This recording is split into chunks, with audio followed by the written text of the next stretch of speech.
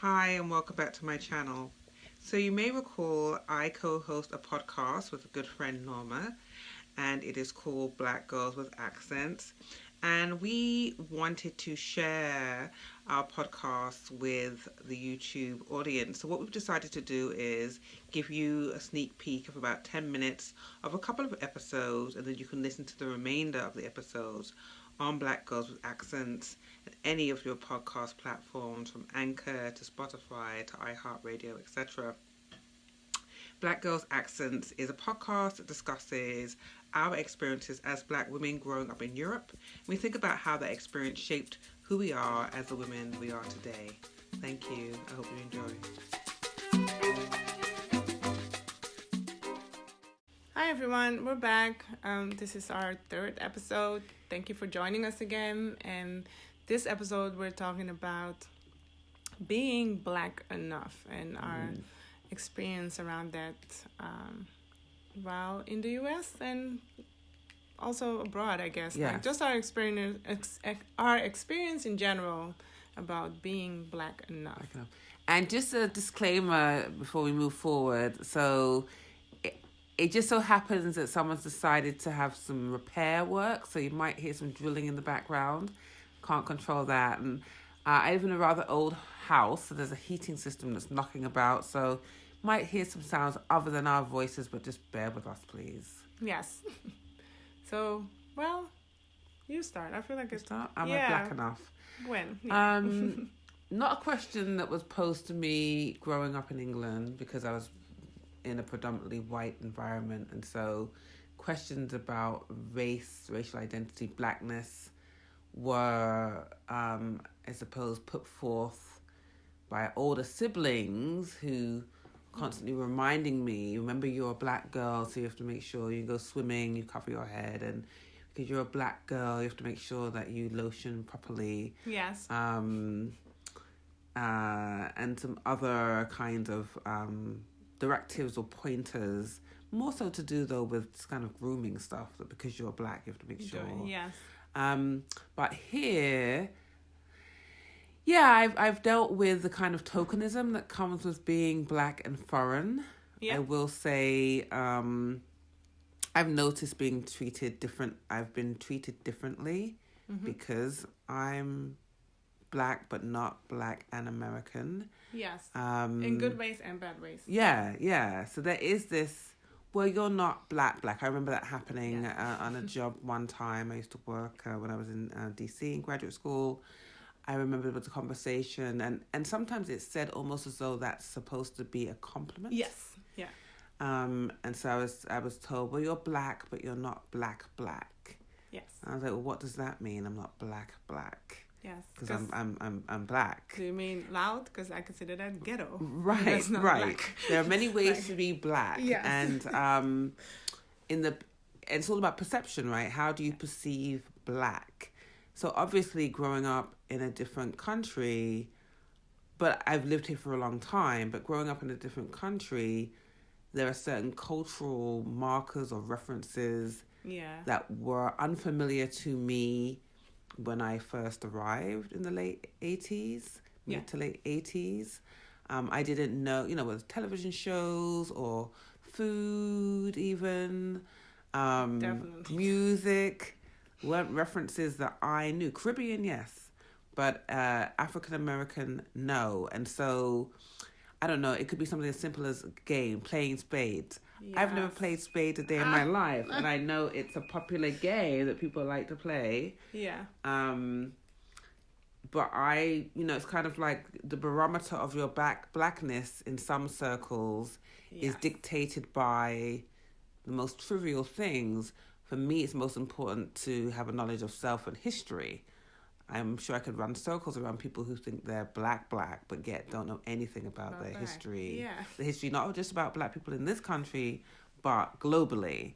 So, Or just the fact that I am Black. Like, I don't feel like there's nothing else that I can identify with. I know we're in a period of time where people are allowed to express what they identify with and which group they belong to, which I think is great. But I feel like because of the way I look, the way my hair is, the way I feel, there's no other group for me to say that I belong to. So if that same group, just because of like if the same group now says that I don't belong to them, that is it is an odd feeling. Like if I say I'm black, but an African American person goes like, yeah, but like you're not really black, and I'm like, but I am really black, because what else would I be? Why am I not really black to you? Like one example a girl gave me said that I dress white, which like stayed on my mind for years, and I think it was because I wore slacks and a blouse. like I just kept thinking, what could she possibly mean by that? My oldest son has been told in school that he wasn't black because of just the way I feel about, this is a conversation that Tracey and I have had before, but I'll repeat it, is that education is very important to me. So when I moved here and the schools, especially the public schools, were not to my standards, I looked at better schools, and I ended up putting my kids in private school as often as I could. And then because private school more often has more whites or just a handful of maybe Asians or different, but not a lot of blacks. A lot of times my kid was indeed the only black child in his class, or especially males, especially black males. Yeah. And so therefore it was perceived that one person said that I do not want to go to school with black people, which that was Wait, repeat. Yes. So one person made the statement. And assumed that I do not want my child to go to school with other black children because I put them in schools that are in private schools. And that did not even cross my mind. When I was looking for schools, I was looking for schools education-wise. It took me years to like also start saying like, okay, how many black boys do you have, and how many I was just looking for good schools. Right. And then while in school, my oldest son was told by another black boy from a different grade, a grade above him, that he wasn't really black, and that was because the boy was heavily into Black Panther organization from in the 70s. Am I correct? Political. A lot of political things, like strong black political knowledge did he have from the U.S., which my son didn't have. He came here at 8. I didn't have that knowledge. I had the most generic Martin Luther King and those, like that type of knowledge. I was kind of just learning as I went. I have a lot of knowledge, black knowledge, but from other cultures, like my dad, like a lot of African, a lot of through Jamaican stuff, but not African American culture that much, except for music, I would say. That was in our house. And so I when he told my son that, my son was confused. I didn't know what to tell my child. And so then I did wonder why African American blacks were not seeing me as black, or definitely spades is a big like, it makes me laugh, but like it's so hold against you, but at the same time nobody wants to teach you because they don't want to play with you. Do you know how to play? I just now, this right before Christmas, one of my friends, I was like, okay, you're gonna have to show me, instead of like constantly knocking me on the head that I don't know how to play this. This is not a game. Card now. Yeah, it's not a game in my country, but I think there's a game close to it. Like, can I see if the rules are similar?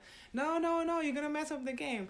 Okay, so then I will never know how to play spades. I'm in my 40s. Nobody wants to teach me. Apparently, you learn this young, and then that's it. So, I know that, like, and so now I know. I played, and she told me that I actually did decent, and I does Harris know to play spades? No, so he told me he doesn't. He said they tried to teach me in college, and he was like, and it was just too many rules, which I totally understand now thinking of it. And he was like, I couldn't keep up, so I don't know how to play spades. And they're also not a card playing family, so I also didn't learn at my in-laws and stuff like that. And my sister-in-law, she never took we play Uno.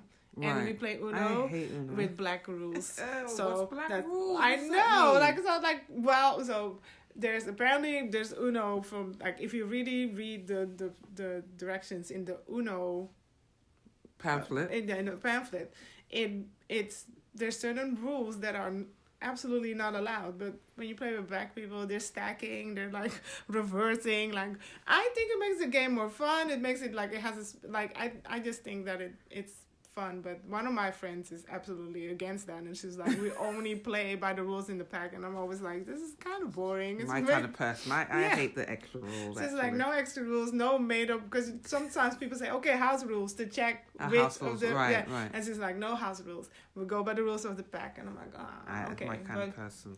Yeah. So, but yeah, it's hurt my feeling in the past. The biggest time that I was like, I do not know how to answer this person was during my immigration interview. So again, like everybody knows by now that's been listening, I was born in Suriname and raised in the Netherlands. So during my immigration interview, I was being interviewed by, he was from California, but he was Indian descent. And he said that I had to pick between European or being Spanish. What? And yes. And I was like, I'm not European. Because he was like, what do you want? You know, like in your paperwork. And I was like, he said, I see that you chose black, but you're not black. And I was like, I am black. And then like there was like a pause because we're sitting across from each other. And I'm like, you see me. So like, what do you mean? And he's like, you're not black. You are born in South America. I said, that's correct. He was like, so you're Hispanic. I was like, that's incorrect. I was like, my country has no... I don't ties to Latin America, right? I was like, I don't speak Spanish. And then he was like, well, then you're European. I was like, well, I was raised in Europe, but if I'm not mistaken, this question is about my ethnicity, right? Like, right. It's not about your national identity. Yeah, my I was like, so I said, so it's black. And he was like, I don't think it's black. I think you should pick between European and and Hispanic. And I was like, and so we sat there for a while, and I was like, yeah, I'm gonna stick with black. But I remember leaving because it was my interview to approve, right, to get like my paperwork and stuff. So I remember leaving thinking like, oh my gosh, is this gonna mess it up because you like should you and the whole day I kept saying like, I don't know why he wanted me to say something different, or right. Interesting. I just didn't know why me saying black was such an issue. But yeah, it was an extremely odd moment. I don't like, sometimes I was like, does he think that would have worked in my favor somehow? Right, I don't know. Like it stayed on my mind, but on my paperwork says black now, or like when I check something off, I check black. So interesting. But it was an odd experience. So thank you for listening. I hope you enjoyed that sneak peek, and you can listen to the remainder on Spotify, Anchor, iHeartRadio, etc. Please subscribe and see you next time.